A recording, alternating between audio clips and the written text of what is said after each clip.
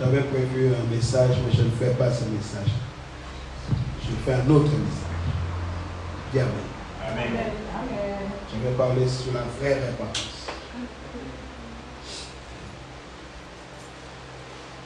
Nous allons ouvrir notre Bible dans Luc, chapitre 15. Luc, chapitre 15. Nous allons lire à partir du verset 11. Luc, chapitre 15, le verset 11. Voici ce qu'il est écrit. Il dit encore, vous savez, à partir de ce moment-là, Jésus était en train de donner plusieurs paraboles. Et quand il arrive à un certain moment, il va donner une parabole un peu spéciale. La Bible dit, il dit encore, un homme avait 2 fils. Le plus jeune dit à son père, mon père, donne-moi la part de bien qui doit me revenir. Et le père lui partagea son bien. Peu de jours après, le jeune fils, ayant tout ramassé, partit pour un pays éloigné, où il dissipa son bien en vivant dans la débauche. Lorsqu'il eut tout dépensé, une grande famine survint dans ce pays, et il commença à se trouver dans les besoins. Il alla se mettre au service d'un des habitants du pays, qu'il envoya dans ses champs garder les pourceaux. Il aurait bien voulu se rassasier des carouges que mangeaient les pourceaux, mais personne ne lui en donnait. Verset 17. Étant rentré en lui-même, il se dit, combien de mercenaires chez mon père ont du pain en abondance, et moi ici je meurs de faim. Je me lèverai, j'irai vers mon père, et je lui dirai, mon père, j'ai péché contre le ciel et contre toi. Je ne suis plus digne d'être appelé ton fils. Traite-moi comme l'un de tes mercenaires. Et il s'éleva et alla vers son père. Comme il était encore loin, son père le vit et fut ému de compassion. Il courut, se jeta à son cou et le baisa. Le fils lui dit, mon père, j'ai péché contre le ciel et contre toi. Je ne suis plus digne d'être appelé ton fils. Mais le père dit à ses serviteurs, apportez vite la plus belle robe et l'en revêtez. Mettez-lui un anneau au doigt et des souliers aux pieds. Amenez le veau gras et tuez-le. Mangeons et réjouissons-nous, car mon fils que voici était mort et il est revenu à la vie. Il était perdu, il est retrouvé. Et ils commencèrent à se réjouir. Alléluia. Inclinons-nous. Yahweh Adonai, mon Père de gloire, je viens te bénir et bénir ses parents. Je te loue de ce que tu nous as donné, ton Saint-Esprit, qui nous enseigne, qui nous aide à comprendre. Merci pour l'Esprit qui ouvre notre entendement ce soir encore à la révélation de ta parole. Père très saint, toi seul es digne de recevoir l'honneur, la puissance et la gloire. Bénis ces moments, Seigneur mon Dieu, que nous avons mis à part pour toi. Que nos cœurs soient souples devant toi et que notre esprit soit bien disposé à t'entendre, à entendre les sons de ta voix. Père très saint, oins-tu ma tête, oins ma bouche, afin que je puisse libérer ta parole telle que tu me guides dans l'esprit et par ton Saint-Esprit. Je ne suis rien, Seigneur mon Dieu. Toi, tu es tout. Laisse que ton nom soit glorifié au milieu de nous. Viens, Saint-Esprit, instruis-nous, enseigne-nous. Nous avons besoin de toi. Père, j'ai prié ainsi. Je te donne la gloire, l'honneur, la puissance. Tout est à toi, dans le nom de Jésus-Christ. Et nous disons Amen. Amen. Amen. Prenez place.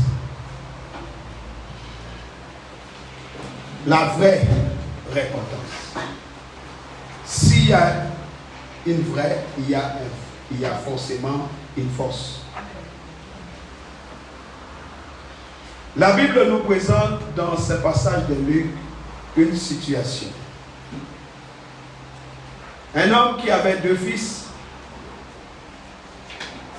Je n'ai pas parlé du second, mais j'ai parlé simplement d'un des 2 fils. Il va demander à son père de lui donner son héritage. Donne-moi ce qui me revient de droit. Donne-moi ma part de bien qui doit me revenir. C'est l'image de beaucoup d'enfants de Dieu qui ne viennent à l'église que pour les poches de Jésus. Seigneur, donne-moi ceci, donne-moi cela, donne-moi ceci, donne-moi cela. La Bible dit que nous sommes bénis de toutes les bénédictions spirituelles dans les lieux célestes. Beaucoup viennent, non pas pour adorer un Dieu puissant, non pas pour élever ce Dieu qui leur a fait du bien, mais ils viennent simplement pour demander quelque chose à Dieu. Parce qu'ils n'ont que le désir de s'enrichir ou le désir d'avoir, de posséder. Donne-moi, donne-moi, donne-moi, donne-moi, donne-moi. La Bible dit, son père va lui donner. Quelquefois nous demandons à Dieu, nous insistons, et Dieu essaie de nous faire comprendre que ce n'est pas le moment. Il essaie de nous faire comprendre que s'il nous donne comme ça, ça peut nous être fatal. Mais nous insistons tellement, croyant que nous sommes dans sa volonté. Il finit par laisser la volonté permissive agir. Cet homme, le père lui donna. Il lui partagea son bien. La Bible dit peu de jours après, le jeune homme, peu de jours après, qu'est-ce qui s'est passé? Il a tout ramassé. Il est parti loin. Parce que c'est le cas, quand Dieu nous bénit, on disparaît. On l'oublie. Même pas un merci, un remerciement. On l'oublie, on s'éloigne, on disparaît. La Bible dit, il a tout dissipé. En vivant dans la débauche.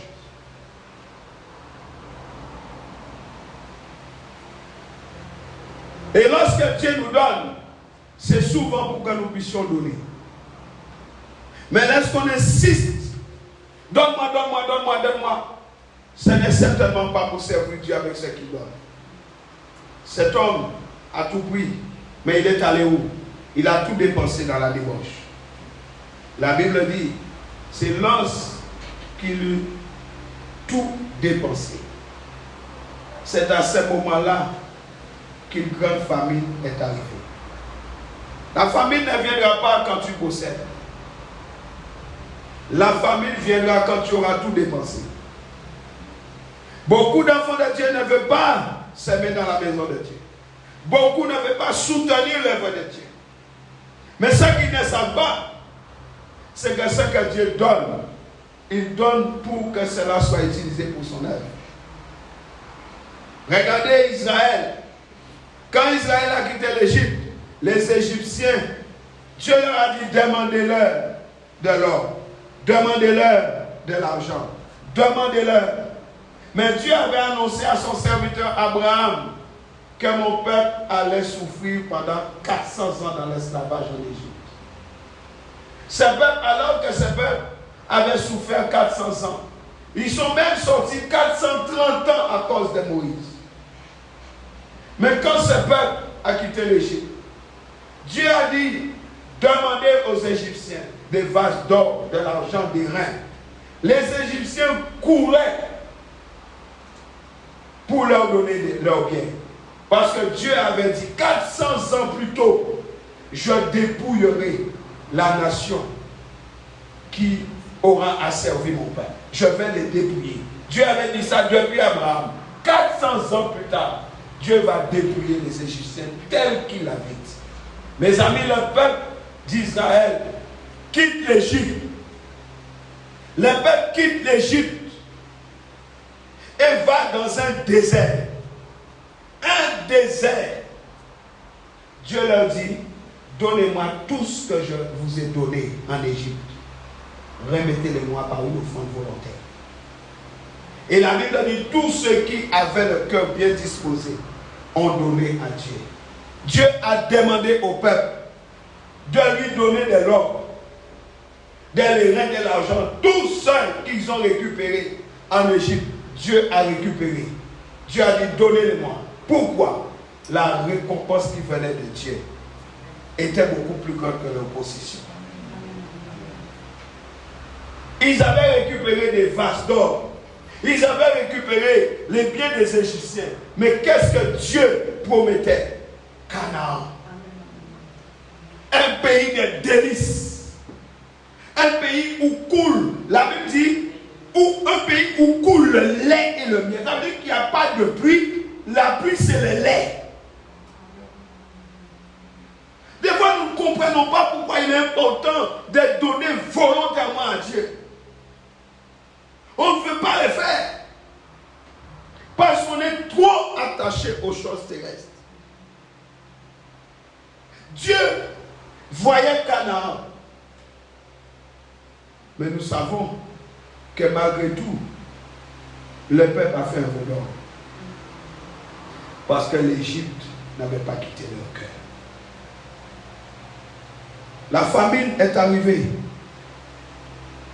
Et cet homme qui avait de grands biens, qui avait demandé à son père de lui partager son bien, s'est retrouvé dans les besoins. J'ai dit, les besoins arrivent souvent quand la famine est là. Quand les moments difficiles approchent, c'est à ce moment-là que tu te retrouves dans les grands besoins. Ne mange pas tout. Ne mange pas la sémence. Tu auras besoin de vivre. Ne mange pas la graine du fruit. Il a tout gaspillé. La Bible dit, il a tout dépensé dans la débauche. Il n'avait pas de réserve. Est-ce que tu as des réserves? Il est allé se mettre au service des habitants du pays. Cet homme, pour l'humilier, l'envoie travailler là où se trouvent les pauvres. Un enfant de Dieu au contact d'un animal impur. Quelle humiliation! La Bible disait cela. Mais on l'envoya là pour l'humilier. Il est descendu au niveau des pauvres, un prince. Un prince, mes amis, au niveau des pourceaux. La débauche amène au niveau des pourceaux. L'immoralité amène à l'état des pourceaux. C'est quelqu'un me comprend. Les péchés, mes amis, ramènent à l'état d'un cochon. Un prince.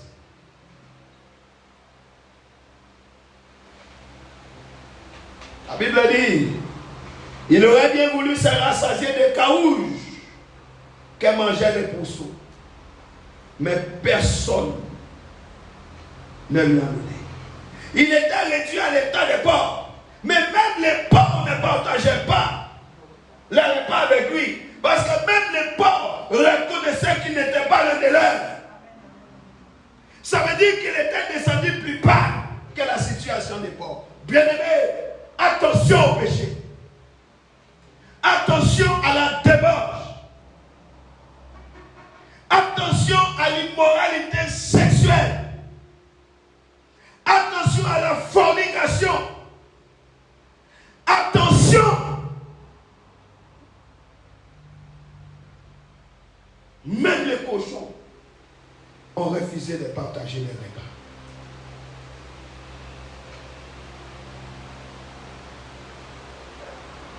La Bible dit qu'il aurait bien voulu. Et personne. Et c'est souvent. Et là, on dit, mais où était Dieu? Il est là. Parce que c'est souvent dans ces situations qu'arrive une prise de conscience. Hello? C'est souvent là, quand tu touches les fonds, que tu comprends des choses qu'on t'expliquait depuis longtemps que tu ne voulais pas comprendre. Lorsque tu touches les fonds du puits. Mais toucher les fonds du puits, ce n'est pas rien. Parce qu'il y a la souffrance, il y a la honte, il y a l'humiliation, il y a les angoisses, il y a les frustrations. Ce n'est pas facile. Mais c'est souvent là qu'on arrive à prendre conscience. Il avait beaucoup d'argent. Donne-moi ce qui me revient. Il n'écoutait personne. Parce que sa situation paraissait bien. Il pouvait claquer un billet. Personne ne pouvait le reprendre. Parce qu'il a de quoi payer. Son mot d'ordre, c'est combien? Il ne discute pas sur le prix. C'est combien? Donne-moi ton prix. Ton prix, c'est le mien. Mais les jours où tout est terminé, il a demandé la nourriture des cochons. Un prince. Et là, voyant cette situation lamentable, il rentre en lui-même. Il rentre en lui-même. Il dit, je me lèverai. S'il dit, je me lèverai, c'est qu'il était down. S'il était levé, il n'aurait pas dit, je me lève. C'est qu'il était KO. Je me lèverai et j'irai vers mon Père. Et je lui dirai 3 choses. Je me lèverai, j'irai et je dirai. Et la Bible dit, au verset 20, et il s'éleva et alla vers son Père et dit, notre problème est là. Parce qu'on peut s'élever, on peut aller, mais on ne dit rien. Parce qu'on ne veut pas qu'on sache. Bien-aimé, je parle de la vraie repentance.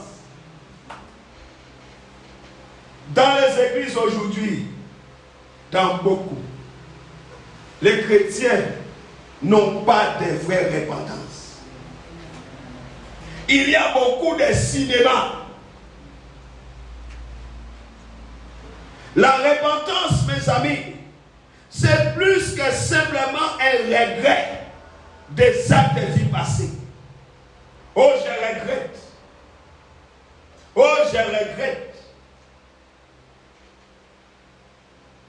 La repentance, c'est un profond changement intérieur qui amène l'âme au salut. Un profond changement intérieur qui amène l'âme au salut. Et le processus de repentance se fait par degrés. Le processus de repentance se fait par degrés. Je me lèverai, j'irai et je dirai. Mais il a fallu d'abord qu'il rentre en lui-même. Donc, le processus de repentance se fait par degrés. L'âme brisée. L'âme de cet homme était brisée. Un prince obligé de manger la nourriture des cochons. Son âme était brisée.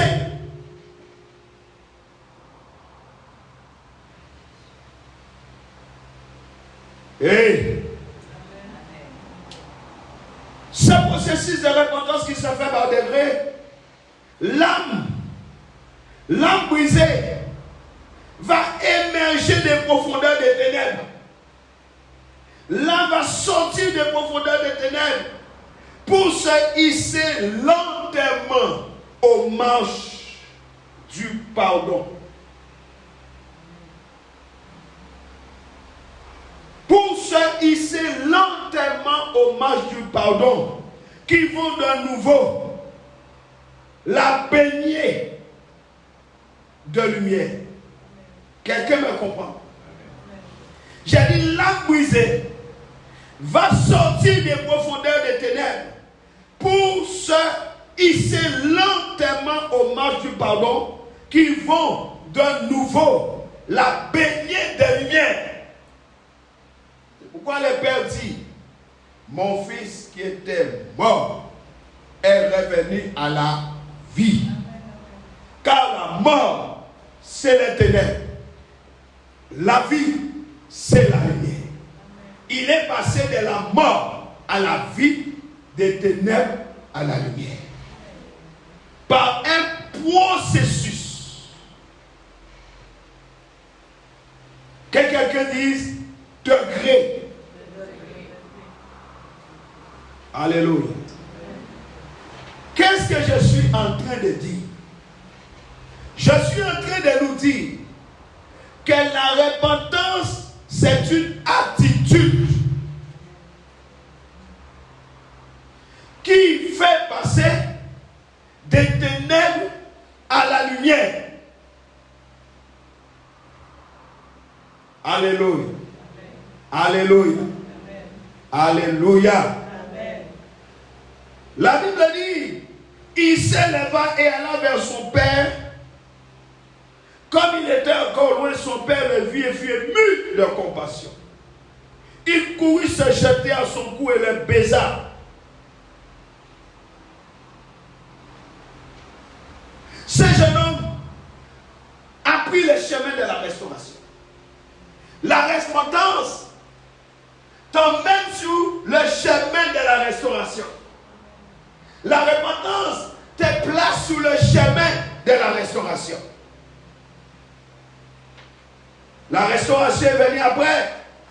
Quand son père va dire, apportez vite la belle robe. Mettez-lui cette belle robe. Mettez-lui un anneau au doigt et des souliers aux pieds. Amenez le veau gras, tuez-le, mangeons et réjouissez-nous. Car mon fils que voici était mort et il est revenu à la vie. Il était perdu et il est retrouvé. Et ils ont commencé à se réjouir. La restauration est ici.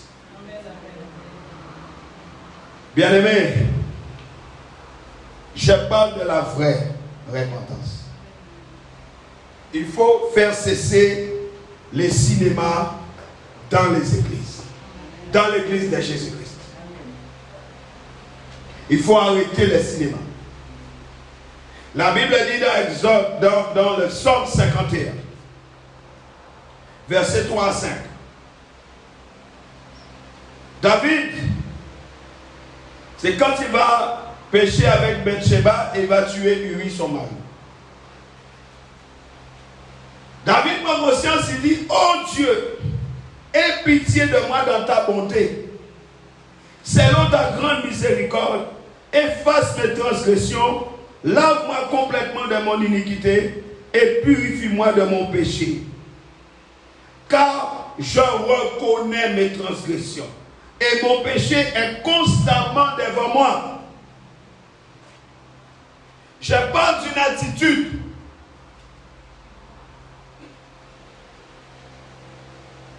La première étape pour une vraie repentance consiste en cela. Le péché est d'abord jugé, reconnu pleinement devant Dieu. David dit, car je reconnais mes transgressions. Et mon péché est constamment devant moi. Le péché est d'abord jugé. reconnu pleinement devant Dieu. Deuxième étape. Au verset 9, il est écrit. Verset 9. Purifie-moi avec l'hysope et je serai pur. Lave-moi et je serai plus blanc que la neige. Bien-aimé, deuxième étape. Les coupables implorent le pardon. Le pardon de l'offense. Et demandent la purification de son péché. Purifie-moi et je serai pur. Alléluia. Alléluia. Amen. Au verset 12, il dit, oh Dieu, crée en moi un cœur pur, renouvelle en moi un esprit bien disposé. Ça, c'est l'expérience de la purification. Et cette expérience de la purification va ramener de nouveau le coupable vers la vérité. Si tu n'as pas l'expérience de la purification, comment tu seras ramené vers la vérité? L'expérience de la purification va ramener de nouveau le coupable vers la vérité. Crée en moi un cœur pur. Renouvelle en moi. Renouvelle. Un renouvellement. Quatrième étape. Nous voyons la joie du Saint-Esprit qui vient de nouveau habiter les repentants. Verset 14. Rends-moi la joie de ton salut et que l'esprit de bonne volonté me soutienne.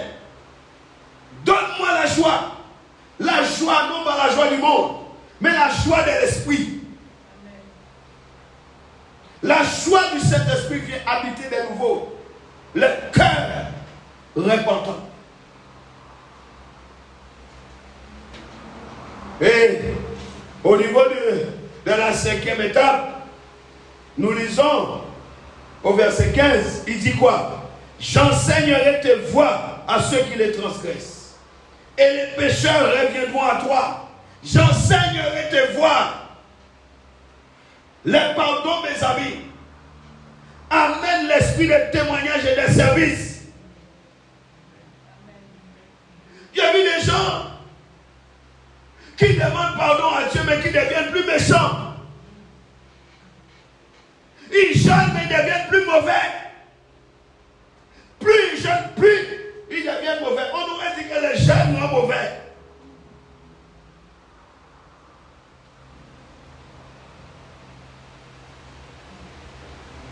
Le jeûne ne va pas remplacer ces choses. Dès qu'on pêche, on va jeûner. Dès que je pêche, je jeûne. Ah bon? Mes amis, Jean le précurseur, Jean-Baptiste le précurseur de Jésus, il enseignait la repentance, mais quand il a vu Jésus au loin, il a dit, voici l'agneau qui enlève les péchés du monde. Le péché n'est pas enlevé par les jeunes. Le péché est enlevé par l'agneau.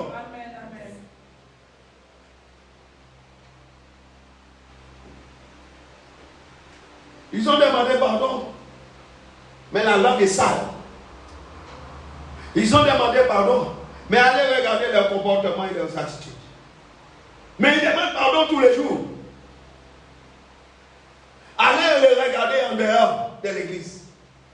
Ceux-là même qui disent Seigneur, pardonne-moi, pardonne-moi, pardonne-moi. Allez regarder. Mes amis, je parle de la vraie repentance. Je dis, le pardon amène l'esprit de témoignage et de service. David dit, j'enseignerai tes voies à ceux qui les transgressent et les pécheurs reviendront à toi.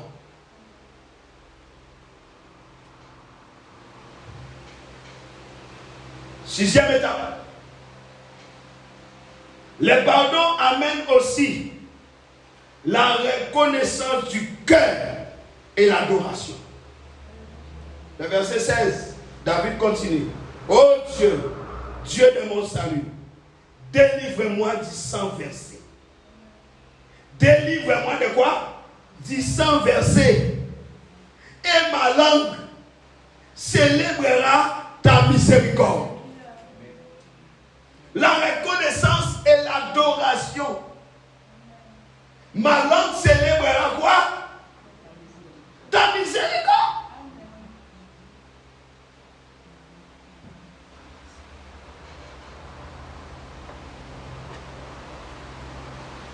Deuxième étape. Là, j'ai dit c'est un processus par degré. Et j'aimerais pas, mais regardez-les. Seigneur, pardon, Seigneur, regardez-les. Verset 20. Psaume 51, verset 20. Il était que quoi? Lisons tous ensemble. Lis à haute voix. Répands par ta grâce tes bienfaits sur Sion. Bâtis les murs de Jérusalem. Amen. Répands par ta grâce tes bienfaits sur Sion. Bâtis les murs de Jérusalem. Les repentants est réhabilité. Et il retrouve la connaissance, la communion avec son Dieu. Il est réhabilité. Il retrouve la communion perdue avec son Dieu à cause du péché. Parce que le péché, c'est la transgression de la loi.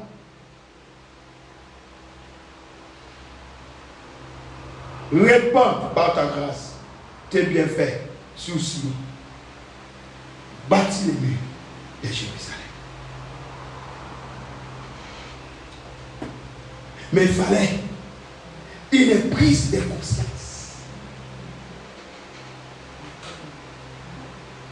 Une prise de conscience de la connaissance du péché. Jean 16, verset 8. Jean, chapitre 16, verset 8, nous dit: et quand il sera venu,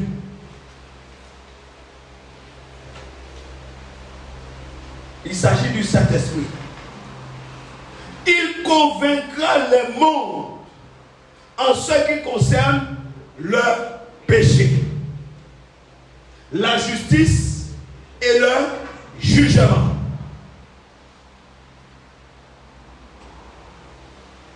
Une connaissance divine qui n'est pas une connaissance humaine du péché. Est-ce que nous sommes ensemble? Pourquoi? Parce que la connaissance humaine, elle est partielle à travers ou au travers du raisonnement humain et des déductions. C'est pourquoi vous trouvez des gens qui parlent avec légèreté. Ils pêchent, mais avec une légèreté de langage. Ça, c'est la connaissance humaine. Mais la connaissance divine du péché, c'est le fruit de la révélation divine avec l'aide de Dieu. C'est une question de révélation.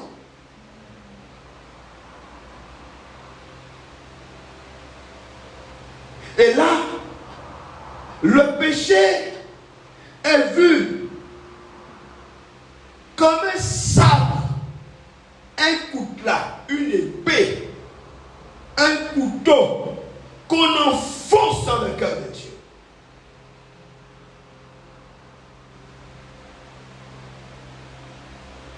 Et ce qui amène pour une telle personne un cœur brisé face à tout péché.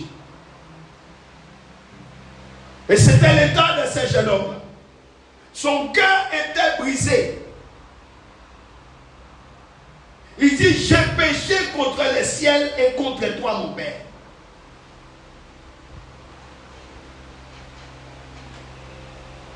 La Bible deuxième chose qui se passe, c'est les regrets ou la tristesse, une tristesse à cause du péché. Mais qu'est-ce que nous dit la Bible à propos de la tristesse? La tristesse peut revêtir deux formes.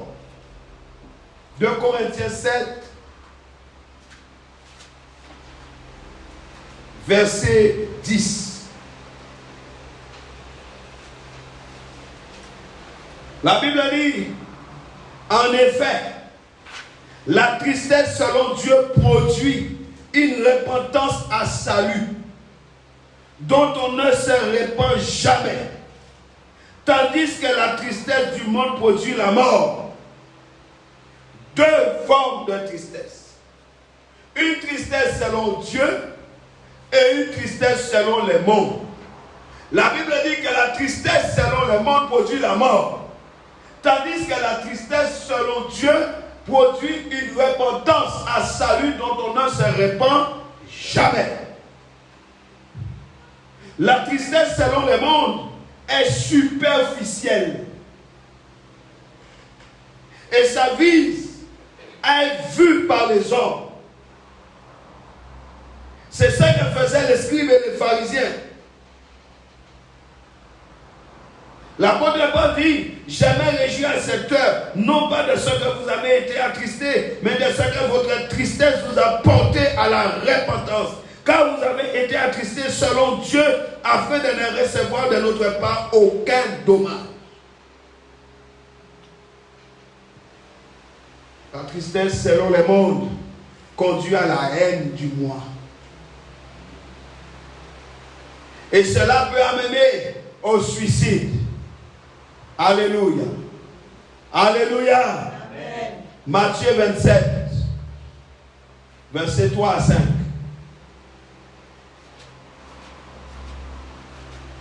Matthieu 27, verset 3 à 5. Alors, Judas qui l'avait livré, voyant qu'il était condamné, s'est repenti et rapporta les 30 pièces d'argent aux principaux sacrificateurs et aux anciens, en disant, j'ai péché en livrant les sangs innocents. Ils répondirent, que nous importe, cela te regarde. Judas jeta les pièces d'argent dans le temple, se retira et alla se pendre. La haine du moi. Et cela peut amener au suicide. Ça, c'est la tristesse selon les mondes.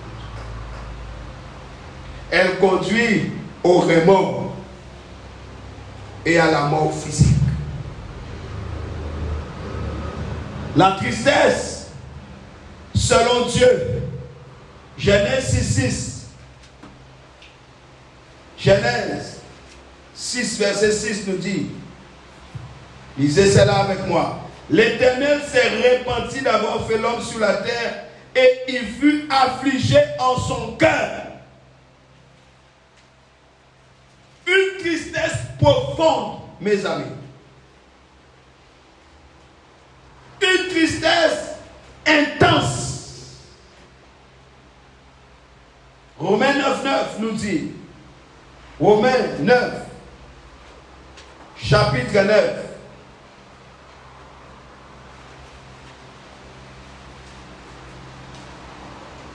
Voici en effet la parole de la promesse. Je reviendrai à cette même époque et Sarah aura un fils. Alléluia.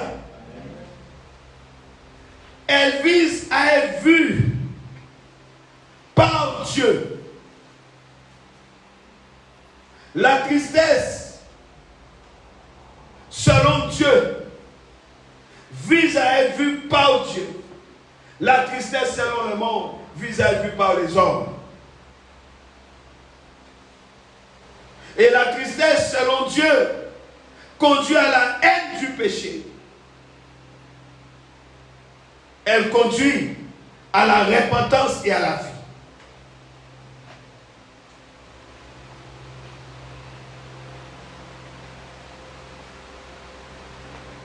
Sarah a été affligée. Dieu lui dit, à la même époque, je reviendrai et tu auras un fils. Amen. Je changerai ta tristesse en joie. Hello? Amen. Une autre chose que nous trouvons. Après la prise de conscience, après la tristesse selon Dieu, on trouve la confession. Mais vous confessez sans prise de conscience. Ah, Seigneur, je confesse mes péchés. Hypocrite.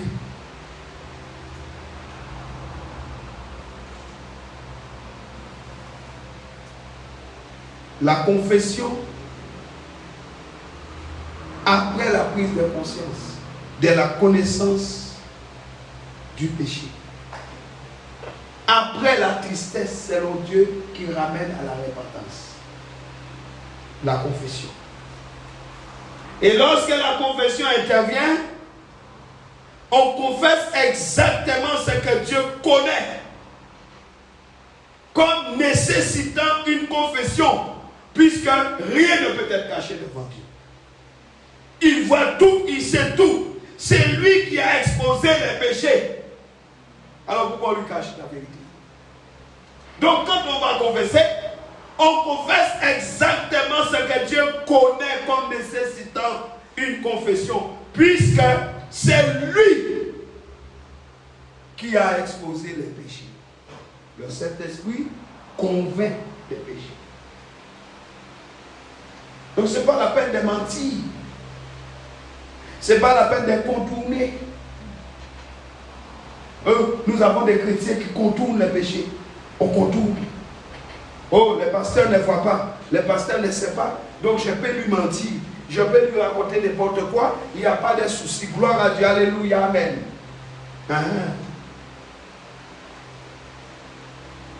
Mm. 1 Jean 1. C'est lui qui expose. On ne peut pas mentir et faire semblant devant lui. Ce n'est pas parce qu'on ne te dit rien. En général, lorsqu'on ne te dit rien, c'est parce qu'on sait déjà. On veut simplement t'aider. 1 Jean 1.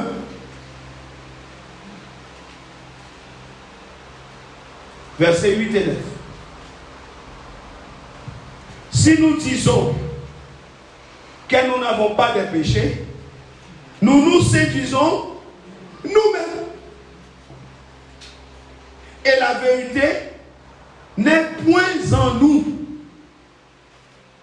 Si nous confessons nos péchés, il est fidèle et juste pour nous les pardonner et pour nous purifier de toute iniquité.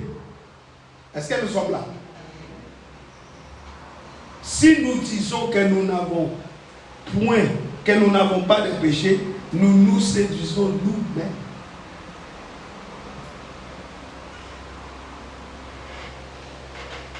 Il faut réaliser une confession selon Dieu et non selon les murs.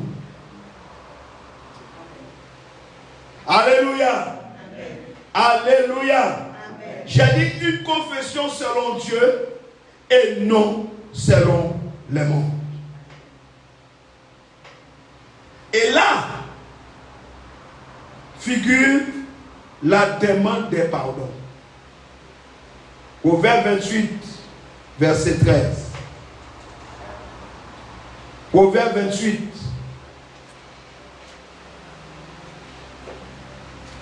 Verset 13 nous dit: celui qui cache ses transgressions ne prospère point, mais celui qui les avoue et les délaisse obtient miséricorde. Tu vas cacher toujours ou tu vas confesser et délaisser? Proverbe dit: celui qui cache ses transgressions, celui-là ne prospérera jamais.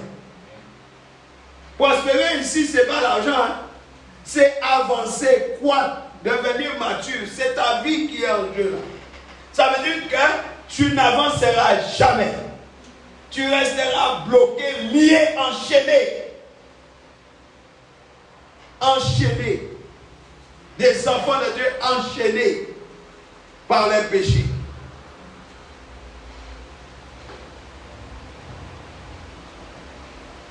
Ils sont là, ils chantent, mais ils sont enchaînés. Spirituellement enchaînés. Les mains liées, les pieds liés. Pourquoi? Les transgressions sont cachées. La Bible dit, celui qui les avoue et les délaisse obtient miséricorde. Alléluia. Alléluia. Amen. On peut lire le Psaume 32, versets 3 et 5. Psaume 32, verset 3. Tant que je me suis tu, mes os se consumaient. Et c'est ça qui t'arrive. Tant que je me suis tu, tant que j'ai fermé ma bouche pour ne pas avouer mes fautes, pour ne pas avouer mes transgressions, mes os se sont consumés. Est-ce que nous sommes ensemble? Je gémissais toute la journée. Il n'y a pas de démon. Hein? Il y a un démon? Il n'y a pas de démon. Verset 5. Je t'ai fait connaître mon péché. Je n'ai pas caché mon iniquité. J'ai dit, j'avouerai mes transgressions à l'Éternel. Et tu as effacé la peine de mon péché. Acclame très fort Jésus. Tu as effacé la peine. Tu as effacé la peine de mon péché. Parce que j'ai ouvert ma bouche, j'ai reconnu, j'ai parlé.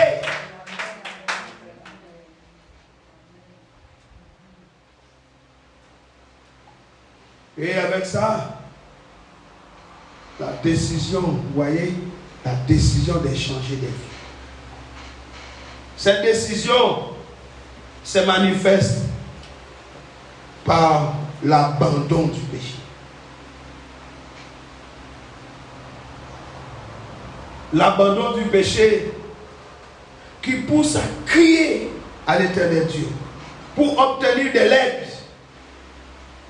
Car lui seul peut délivrer du péché. Voici l'agneau qui ôte les péchés du monde. Je répète, les jeunes n'enlèvent pas les péchés. Ça prédispose.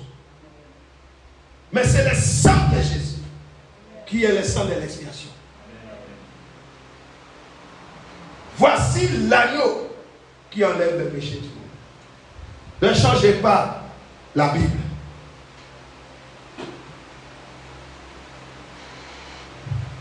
Verset 39, verset 9, Psaume 39 nous dit ceci. Psaume 39, verset 9. Délivre-moi de toutes mes transgressions. Ne me rends pas l'opprobre de l'insensé.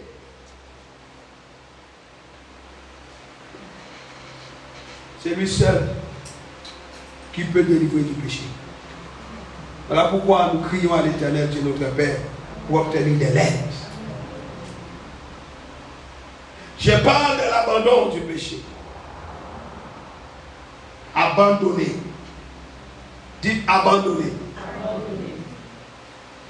Quand nous parlons d'abandonner, nous parlons de garder une distance maximum du péché et de toute tendance ou manifestation qui pourrait conduire au péché. Tu dis que tu abandonnes, mais tu es toujours au même endroit. Tu dis que tu abandonnes, mais tu refais les mêmes gestes. Tu dis que tu abandonnes le péché, mais tu es toujours exactement au même endroit. Tu dois garder une distance maximum du péché et de toute tendance ou manifestation qui pourrait te conduire au péché. Il n'y a pas d'amen. Deuxième chose, tu dois fuir les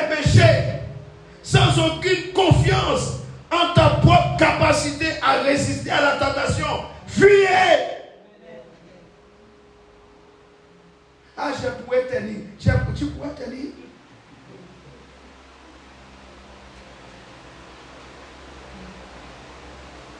Tu pourrais tenir.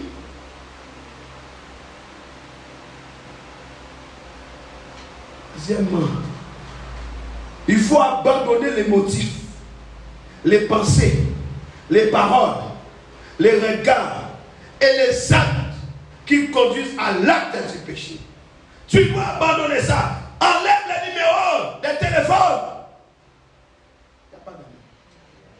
Il n'y a pas d'amen. Les numéros de téléphone du monsieur là, enlève tes numéros là sur ton téléphone. Les numéros de téléphone de cette femme là, enlève ça.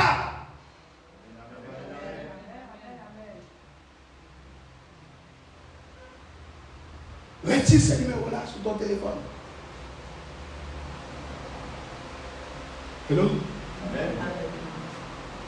Tu as abandonné, mais le numéro du Messie est toujours là. Je les connais. Le numéro de cette femme est toujours là. Et je suis. Vous êtes toujours, je suis.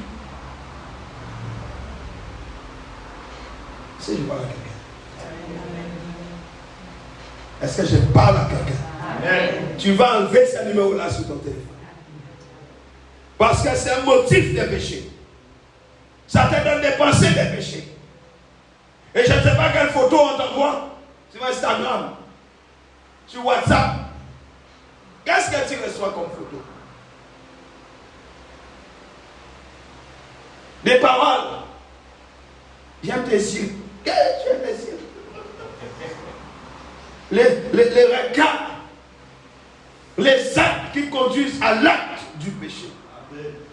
Tu dois faire quoi? Abandonner. Matthieu 5. Les fesses se serrent sur les chaises. Hein? Dieu ne parle pas aux absents. Il dit il a changé les messages. Hein? Il ne parle pas aux absents. Dis Amen. Amen. Fais-moi voir ton Amen. Amen. Matthieu 5, 27. Vous avez appris qu'il a été dit, tu ne commettras point d'adultère. Mais moi je vous dis que quiconque regarde une femme pour la convoiter a déjà commis un adultère avec elle dans son cœur. Si ton œil droit est pour toi une occasion de chute, arrache-le et jette-le loin de toi. Car il est avantageux pour toi qu'un seul de tes membres périsse et que ton corps entier ne soit pas jeté dans la géhenne. Et si ta main droite est pour toi une occasion de chute, coupe-la et jette-la loin de toi. Car il est avantageux pour toi qu'un seul de tes membres périsse et que ton corps entier n'aille pas dans la géhenne. Dis Amen. Amen. Dis encore Amen.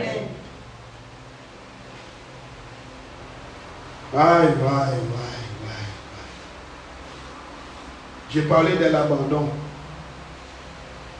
J'en viens à la restitution.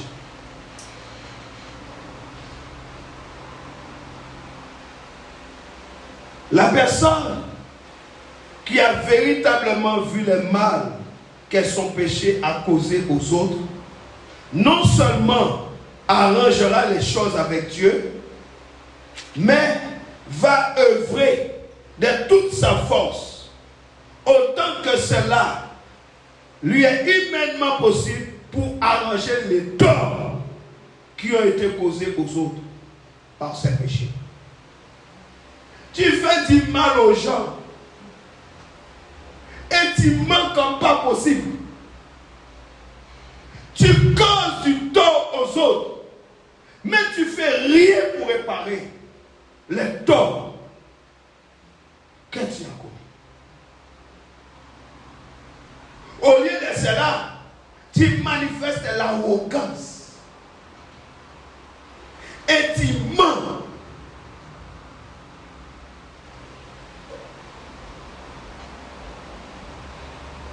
Alors que tu as causé aux autres, par ton péché, par tes attitudes pécheresses, beaucoup de désagréments. Luc 19.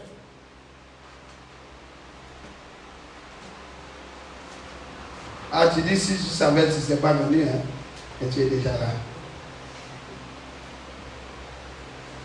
Alléluia. Alléluia. Dis, je suis là. Jésus étant rentré dans Jéricho, traversait la ville. Et voici un homme riche appelé Zachée, chef des publicains, cherchait à voir qui était Jésus. Mais il ne pouvait y parvenir à cause de la foule, car il était de petite taille. Il courut en avant et monta sur un sycomore pour le voir, parce qu'il devait passer par là. Lorsque Jésus fut arrivé à cet endroit, il leva les yeux et lui dit, Zachée, hâte-toi de descendre, car il faut que je demeure aujourd'hui dans ta maison. Zachée se hâta de descendre et le reçut avec joie. Voyant cela, tous murmuraient et disaient, il est allé loger chez un homme pécheur. Mais Zachée, se tenant devant le Seigneur, lui dit, voici Seigneur, je donne aux pauvres la moitié de mes biens. Et si j'ai fait tort de quelque chose à quelqu'un, je lui rends le quadruple. Jésus lui dit, le salut est entré aujourd'hui dans cette maison, parce que celui-ci est aussi un fils d'Abraham, car le Fils de l'homme est venu chercher et sauver ce qui était perdu. Zachée, il a dit, je donne la moitié de ce que j'ai au pauvre. Et si je fais du tort à quelqu'un, je lui donne 4 fois plus. Et toi? Dès que tu as dit, Seigneur, je te demande pardon, tu as fini. Pendant que l'autre est en train de pleurer. À cause du mal que tu as fait. Mais tu vas devant Dieu, oh Seigneur, oh mon Dieu, je sais que tu es bon. Oh, pardonne-moi. Mais l'autre est en train de pleurer. Parce que tu as dit du mal. Parce que ta langue, tu n'as pas pu la retenir. À cause de tes murmures. À cause de tes comportements. Mais tu dis, oh Seigneur, pardonne-moi. Oh, alléluia. Tu trembles. Je t'ai pardonné, tu es content. Mais l'autre est en train de pleurer devant Dieu. L'autre est en train de gémir devant Dieu. À cause de tes langues. Et ça. Tes propos. Nos attitudes. Zachée dit, si je fais tort à quelqu'un, je vais lui donner 4 fois pour réparer mes torts. Mais toi, tu ne veux jamais réparer tes torts. Parce que nous sommes trop imbus de notre petite personne.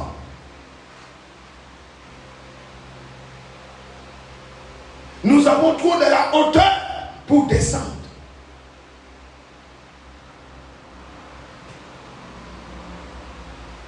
Exode 22.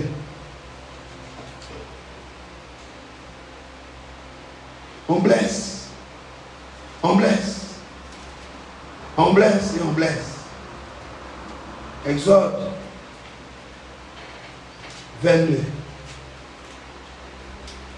Si un homme dérobe un bœuf ou un agneau et qu'il égorge pour le vendre, il restitue 5 bœufs pour le bœuf et 4 agneaux pour l'agneau. Si le voleur est surpris dérobant avec effraction et qu'il soit frappé et meurt, on ne sera point coupable de meurtre envers lui. Mais si le soleil est levé, on sera coupable de meurtre envers lui. Il fera restitution. S'il n'a rien, il sera vendu pour son corps.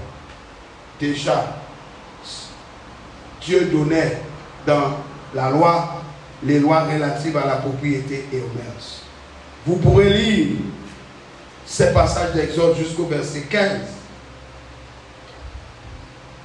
Et Nombre aussi. Nombre 5. Nombre chapitre 5. Déjà dans l'Ancien Testament, la Bible en parlait, Nombre 5, verset 5 à 8.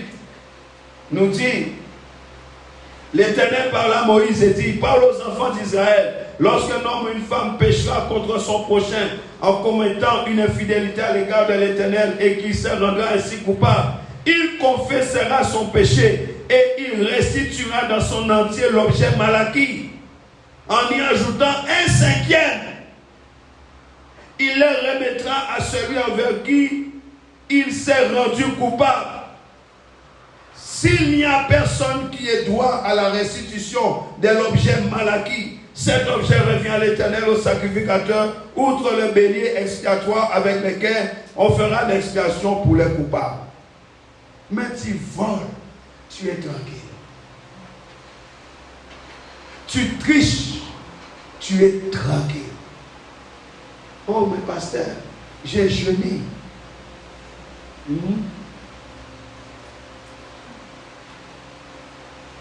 Acte 5, 31.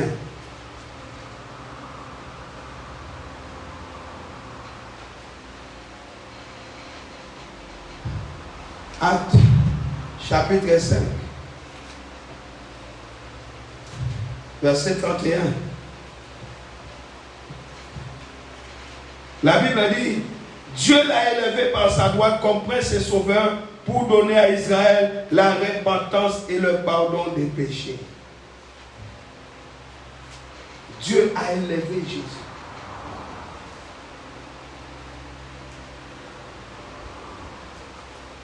Chapitre 11, Acte, verset 18. Après avoir entendu cela, ils se calmèrent et glorifièrent Dieu en disant, Dieu a donc accordé la repentance aussi aux païens afin qu'ils aient la vie. La repentance afin qu'ils aient la vie. Là où il n'y a pas de repentance, là où il n'y a pas de vraie repentance, il y a quoi? Il y a la mort. Est-ce que nous sommes ensemble? Est-ce que nous sommes là?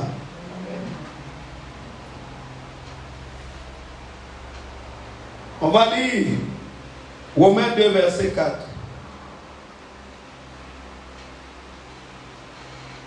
Romains, chapitre 2, verset 4.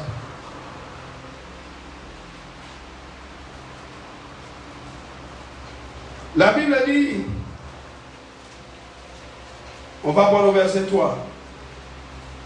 T'imaginerais-tu, toi qui juges ceux qui commettent de tels actes et qui te comportent comme eux, que tu vas échapper à la condamnation divine?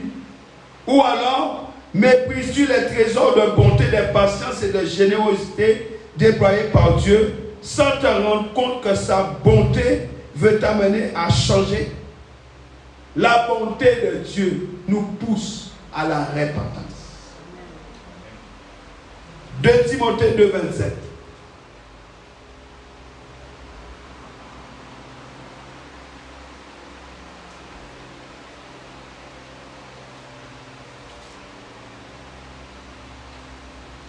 La Bible dit, 2 Timothée 2, 25. La Bible dit, on va prendre au verset 23 même. On va monter. Refuse les spéculations absurdes et sans fondement. Tu sais qu'elles suscitent des querelles.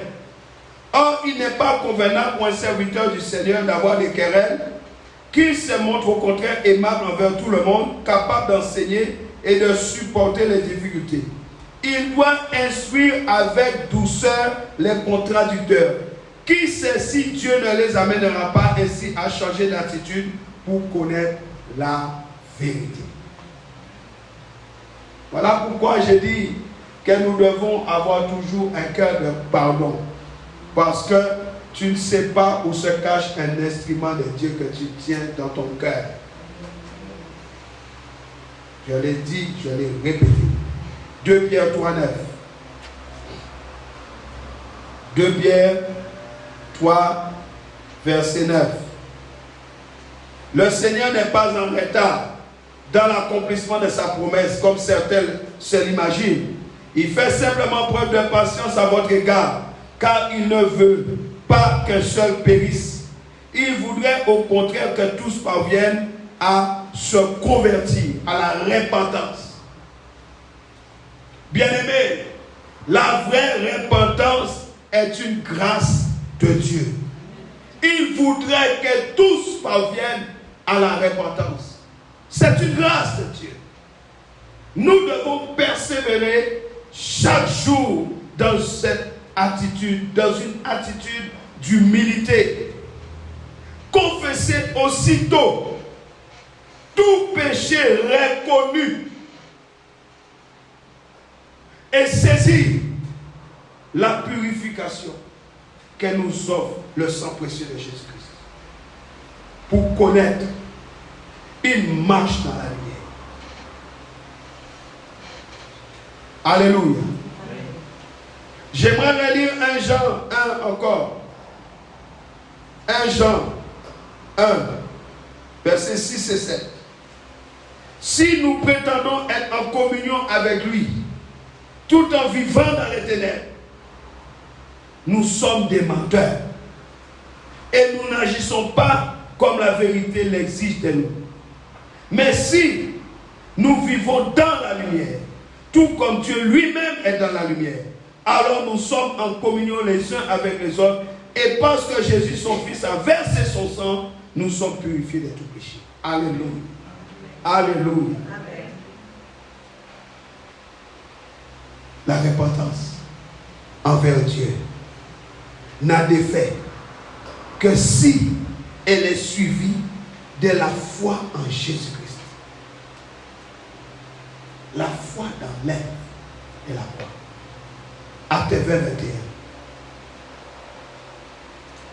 Acte, fin.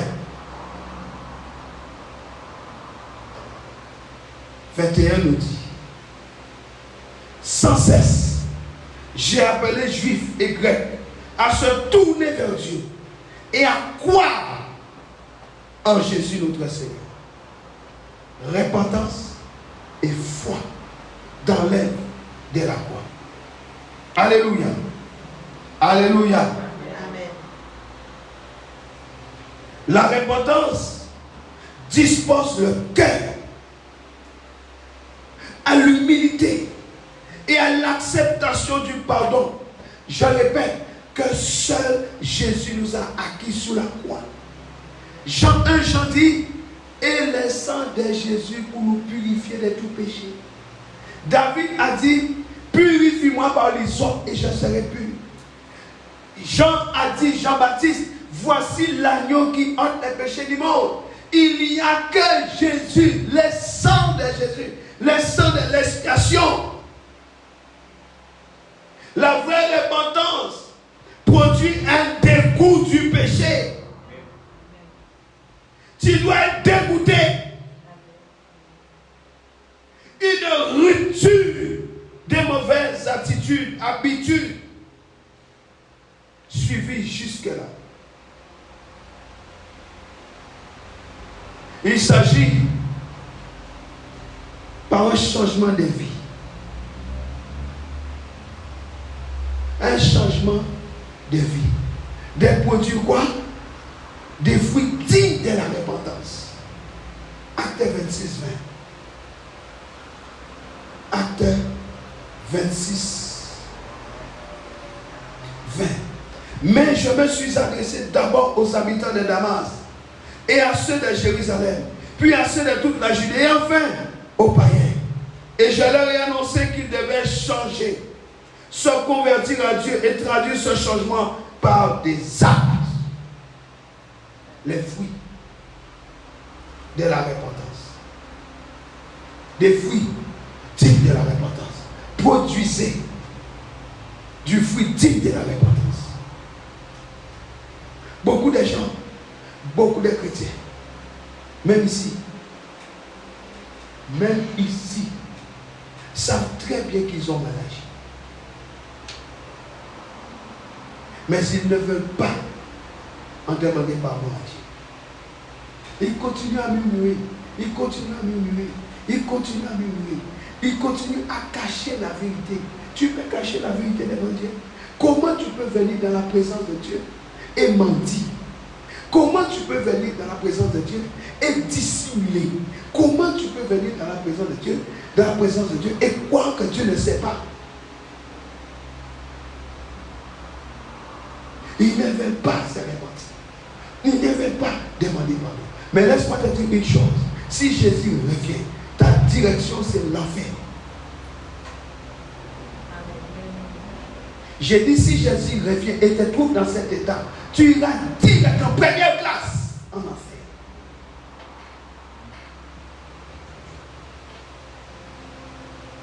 La repentance, mes amis, implique que nous reconnaissions nos péchés et que nous les avouions.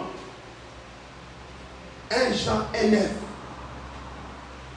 Nous l'avons lu. 1 Jean 1,9.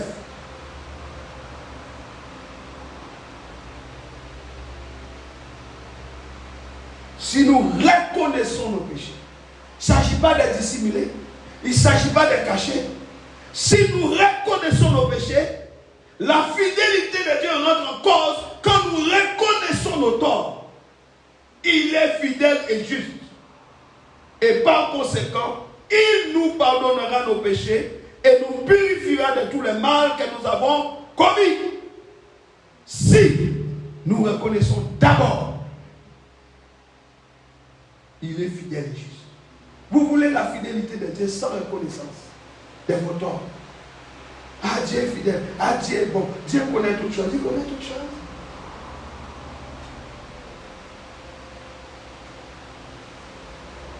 Bien-aimé, il est donc indispensable d'avouer nos péchés à Dieu. J'ai dit, il est indispensable d'avouer nos péchés à Dieu. Arrête de dissimuler. Arrête de mentir, de faire semblant, de chercher à tromper, parce que tu te trompes toi-même. Tu te séduis toi-même. La repentance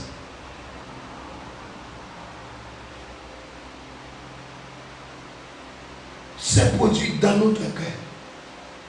La repentance, c'est quelque chose qui se passe dans notre cœur. Étant rentré en lui-même,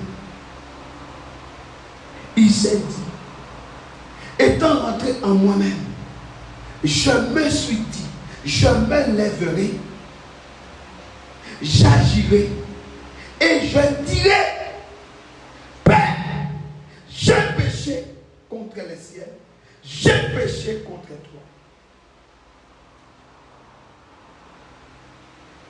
Ça s'est produit dans notre cœur. Et ça se passe comment? À la révélation de la prédication de l'évangile. C'est ça que je te donne. C'est ça que je suis en train de te donner. Je te donne la repentance. Je te donne quelque chose qui parle à l'intérieur de toi. Parce que tu dois recevoir la révélation de la prédication que je te donne pour t'amener à la repentance. Parce que les jours où Pierre, dans Acte 2, 27 à 38, allons les lire. Le livre des Actes 2, 37. Les jours où Pierre a fait ce discours, la Bible dit, verset 37, acte 2, ce discours toucha profondément ceux qui l'avaient entendu. Il demandait à Pierre et aux autres apôtres, frères, que devons-nous faire? Aujourd'hui, après avoir entendu ce message, il y a une seule question que tu dois poser. Que dois-je faire? Et c'est ça que je viens de te donner, en plusieurs étapes. Et Pierre leur répondit, changez et que chacun de vous se fasse baptiser au nom de Jésus-Christ pour que vos péchés soient pardonnés. Alors vous recevrez les dons du Saint-Esprit. Et moi, ma déclaration pour toi ce soir, c'est changez, répandez-vous, la vraie repentance. Sortez de la fausseté.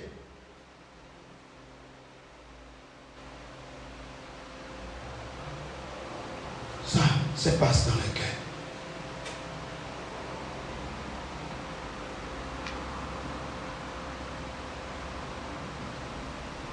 La première chose que le Saint-Esprit opère dans le cœur, c'est de nous convaincre des péchés. Il ne vient pas parler de moi. Il ne viendra pas te parler de moi. Il ne viendra pas te parler de la voisine. Voisine, je t'ai vu. Ma soeur, je t'ai vu. Mon frère, je t'ai vu. Le Saint-Esprit vient de parler de moi.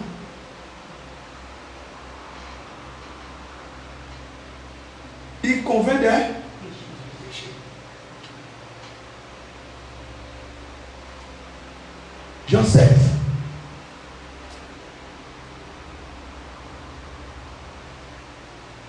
Verset 8. Et quand il sera venu, je parle du Saint-Esprit, il prouvera au monde qui s'égare au sujet du péché, de ce qui est juste et du jugement de Dieu. Il convaincra le monde de péché, de justice et de jugement. Au sujet du péché, parce qu'il ne croit pas en moi. Est-ce que vous croyez tout ce que je vous ai dit? Est-ce que vous croyez à la parole que vous venez d'entendre ce soir? Au sujet de ce qui est juste, parce que je m'en vais auprès du Père et que vous ne me verrez plus. Et au sujet du jugement de Dieu, parce que le dominateur de ce monde est d'ores et déjà condamné. Bien-aimés dans le Seigneur, notre péché attriste Dieu. Et attristé lui-même, Dieu répand sa tristesse dans le cœur qu'il veut gagner. Alléluia. C'est cette tristesse selon Dieu qui produit dans notre cœur une repentance à salut. 2 Corinthiens 7, 10 nous l'a dit. Une repentance à salut dont on ne se repent pas. La conscience sincère est vivement touchée. Même chez ceux qui n'ont aucune connaissance élémentaire de Dieu. Car tout homme suit pertinemment. Tout homme sait pertinemment qu'il a enfreint la loi morale. Quand tu as péché, tu le sais, non? Répondez-moi. Quand tu as péché, tu le sais. David, il l'a dit dans le Psaume 51, verset 3 à 6. Mon péché est constamment devant moi. Le péché est là, tu le sais. C'est pourquoi, bien-aimé, je veux fortement nous inviter ce soir à revenir à la source. Je parle de la croix. La croix où a eu lieu la réconciliation avec Dieu par la foi en Jésus-Christ. Cette réconciliation est le désir de Dieu.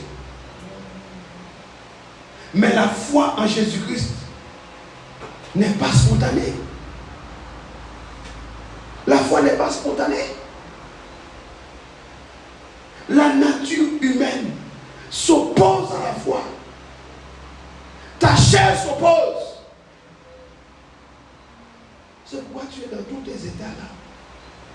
Parce qu'il y a un combat entre ta chair et l'esprit. La nature humaine s'oppose. Mais Dieu agit par son Saint-Esprit pour permettre l'accès à cette provision qui conduit à la réconciliation. Dieu nous donne accès. Il met tout en place pour nous conduire à cette réconciliation. Par son Saint-Esprit, il convainc l'homme des péchés. Quand l'Esprit vient, il te convainc des péchés. Et là, Dieu nous montre nos fautes. Il nous révèle nos imperfections. Il nous montre nos penchants pour le mal. Il nous montre nos mauvaises pensées, nos actes méchants, nos mensonges. Et j'en passe. Et quand il te montre cela, l'homme est convaincu.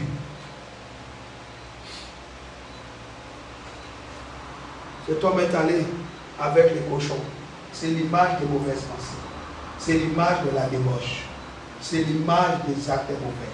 C'est l'image de la méchanceté. Il était avec les cochons. Et les cochons ont dit non, tu n'es pas des nôtres. Tu n'as pas de queue. Tu n'as pas de poings. Tu n'as pas de grandes oreilles. Qu'est-ce que tu fais là? Tu n'auras rien à manger. Tu n'es pas des nôtres.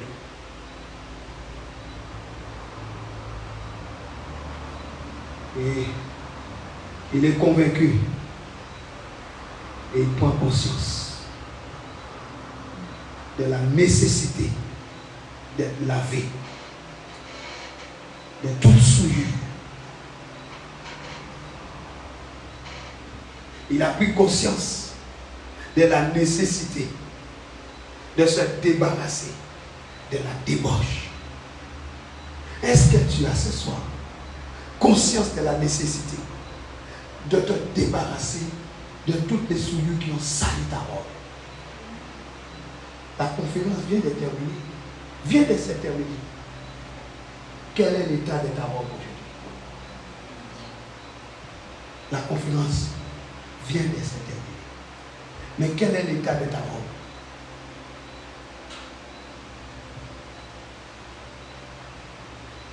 Cet homme a pris conscience de la nécessité d'être lavé de tout souillure. Et il va commencer à chercher les moyens de s'en sortir. Il y a quel sang? Il y avait moi, il y a quel sang? Pour ôter les péchés. Il y a quel sang? Pour faire l'expiation.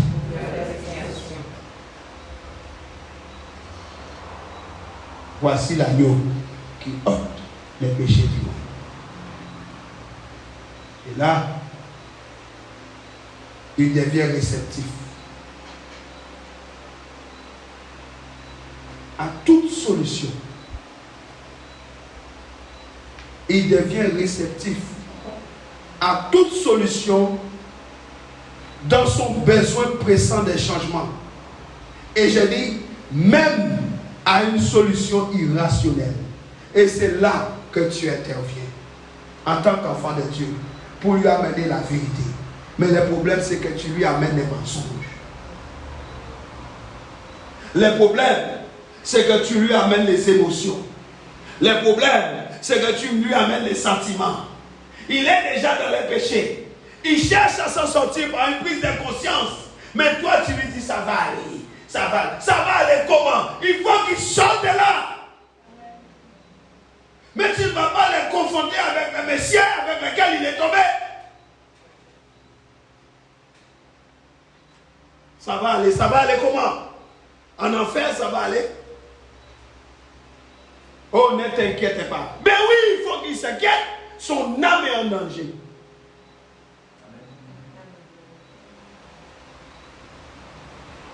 Il est déjà réceptif à la solution. Dans son besoin pressant des changements, il va prendre n'importe quelle solution. C'est pourquoi vous trouvez des gens qui vont devenir musulmans plutôt que devenir chrétiens. Ils vont vers la sorcellerie plutôt que de devenir dans l'évangile. À cause de nous. Donne-moi un amen très fort. Donne-moi un bon amen. À cause de vous. Vous faites un mauvais travail. Et là où les gens doivent venir à l'évangile, ils fuient l'évangile. Et pourtant, la moisson est prête. Mais le travail derrière n'est pas bon. Au lieu de venir à Christ, Ils fuient Christ. Ils deviennent francs-maçons, sorciers, catholiques, musulmans. Ils rentrent dans toutes sortes de religions bizarres. Hindouistes et j'en passe. L'évangile de Jésus-Christ, mes amis, est la seule solution qui offre en même temps les pardons du passé et la disparition de la culpabilité. J'ai dit l'évangile de Jésus-Christ est la seule solution qui offre en même temps les pardons du passé, du péché et la disparition de la culpabilité et la suppression des conséquences du passé dans l'éternité à venir. Alléluia.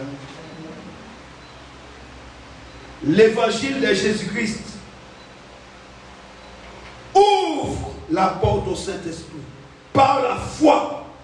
La foi vient de ce que l'on entend, ce que l'on entend vient de la parole du Christ. Ça ouvre la porte par la foi et le Saint-Esprit place dans le cœur la conviction de la réalité, de la puissance de l'œuvre de Jésus-Christ. Il met la conviction. Les gens pensent que le Saint-Esprit vient pour les faire trembler. Je vais gêner pour avoir plus de puissance. Réponds-toi, s'il te plaît. Gentil. Tranquillement, assieds-toi.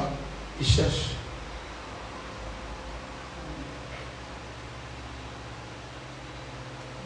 Il ouvre la porte. L'évangile ouvre la porte au Saint-Esprit par la foi. Et le Saint-Esprit place dans le cœur la conviction de la réalité et de la puissance de l'œuvre de Jésus-Christ. Et là, le travail du Saint-Esprit a atteint son objectif. Il a atteint son objectif. La conviction du péché et des hommes. Je vous enverrai un autre consolateur. Une conviction en 3 étapes. 1. Le Saint-Esprit convainc des péchés. Et sous cette conviction, nous nous ouvrons à la solution de l'évangile de Jésus-Christ. On s'ouvre.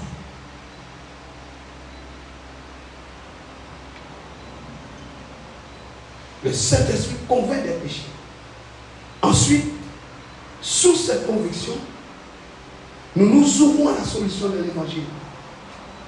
Et enfin, le Saint-Esprit, ayant la porte ouverte, il va placer dans notre cœur la foi en la vérité de l'évangile. Amen, amen, amen. Amen, amen, amen. Conviction. Il convainc des péchés. Sous cette conviction, l'homme va s'ouvrir à la solution de Dieu, l'évangile. Et là, le Saint-Esprit, voyant que la porte est ouverte, il place dans le cœur de l'homme la foi. La foi en la vérité. Tu connaîtras la vérité et la vérité fera de toi un homme libre. Jean 8 ans. Sans ça, ce n'est pas possible. Voilà pourquoi dans les églises, il y a beaucoup de fausses conversions et de fausses repentances.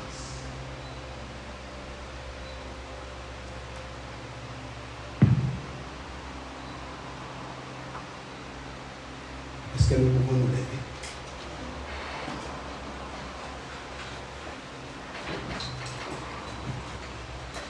Que Dieu bénisse sa parole.